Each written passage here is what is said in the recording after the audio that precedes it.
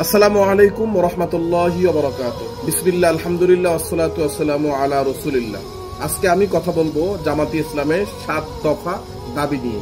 আজ আমরা বলতে চলেছি 7টি দাবি যা আমাদের মুক্তির দিকে নিয়ে যেতে পারে, দেখাতে পারে মুক্তির পথ। আসলে কি জামাতে ইসলামের এই 7 দফা শুধু তাদের জন্য নাকি আমাদের সকলের জন্য এই দাবি? আমরা এখন সকলে জানবো ইনশাআল্লাহ। 1 নম্বর দাবি, 5 আগস্ট 2024 সালের শহীদদের রক্তের বিচার করতে হবে। এটা কি শুধু জামাত ইসলামের? আপনার আমার 20 কোটি মানুষের মনের কথা এটা। 2 নম্বর, রাষ্ট্রীয় সংস্কার ছাড়া পরিবর্তন সম্ভব নয়। কথা সত্য, রাষ্ট্র সংস্কার করতে হবে, আমাদের সকলের প্রাণের দাবি। 3 নম্বর, 9 জুলাই ঘোষণার বাস্তবায়ন করতে হবে। 9 জুলাই যে ঘোষণাগুলি দেওয়া হয়েছিল বাংলাদেশের জন্য, এটা অতীব জরুরি। এগুলি বাস্তবায়ন করতে হবে। আমি চাই, আপনি চাই, সকলে চাই, করতে হবে ইনশাআল্লাহ। 4 নম্বর, শহীদ পরিবারের পুনর্বাসন করতে হবে, সেটা রাষ্ট্রীয়ভাবে, কোন মানুষের দ্বারা দ্বারা যেন না যায়। রাষ্ট্র এটার দায়িত্ব নেবে। এটা নিশ্চিত করতে হবে, সুনিশ্চিত করে আমাদেরকে ফাইন্ড আউট করে জানাতে হবে। আমরা এটা চাই।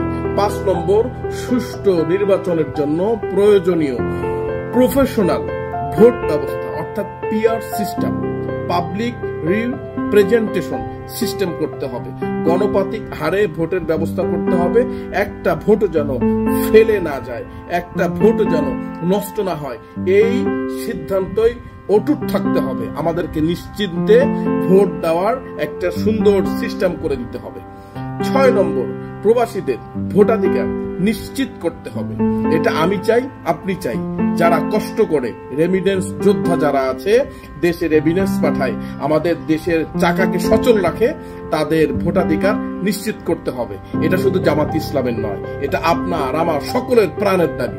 7 নম্বর, সব দলের জন্য চাই সমান সুযোগ, লেভেল প্লেইং ফিল্ড।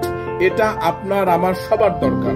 আজকে আমি 2 বার ভোট আমার জীবনে হয়েছে, আমি একবারও ভোট দিতে পারি না। তাহলে আমার মনের কষ্ট কতটুকু? এটা কি শুধু আমার মনের কষ্ট? ম্যাঙ্গো পিপল, আম জনতা, আমার মতো অনেক যুবক আছে, হাজার হাজার লক্ষ লক্ষ কোটি কোটি যুবকের মনের কষ্ট এটা। আমরা ঠিকভাবে ভোটটা দিতে পারি না। আমার ভোট আমি দিব, যাকে ইচ্ছা তাকে দিব, যাকে খুশি তাকেই দিব।